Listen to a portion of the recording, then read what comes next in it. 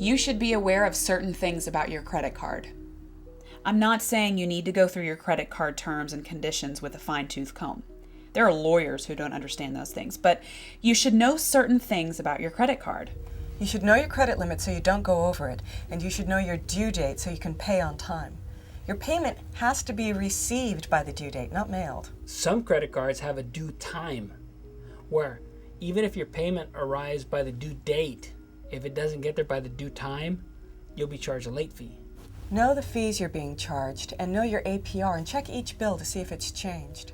Different credit card transactions have different APRs. For instance, a purchase can have a different APR than a balance transfer or a cash advance, so you need to know your APRs.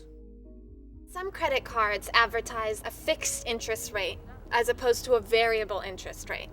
A fixed rate stays the same, so you know how much you're paying, whereas a variable rate can rise, costing you more money.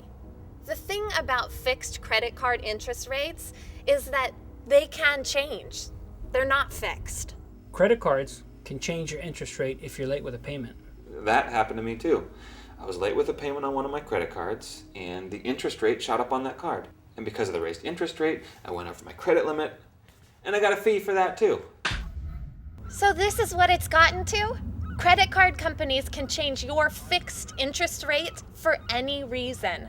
Credit card companies can change your fixed interest rate at any time, for any reason, so long as they send written notice 45 days prior to the change.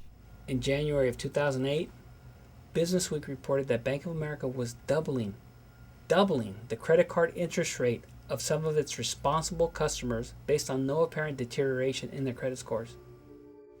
You can shop around for the best credit card deals.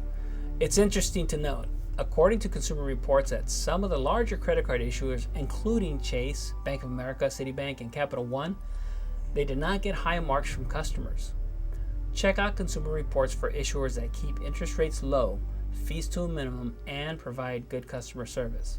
Remember to not get fooled by freebies like free t-shirts or travel rewards when you're paying several times more than that in interest and fees.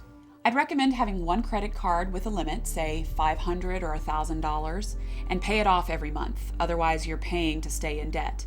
If you must have a balance, keep it under 35% of the credit limit. Spending more affects your credit in a bad way. Well, a lot of people get the credit card with the excuse that it's going to build their credit. But if they use it incorrectly, it could wreck their credit. He owes probably like $40,000, but he didn't get a job right out the bat after college. So yeah, he was in debt. He just kept accruing, so he just kept opening credit cards over and over just to pay that off, like bank loans. Yeah, but that's about it. That's pretty bad.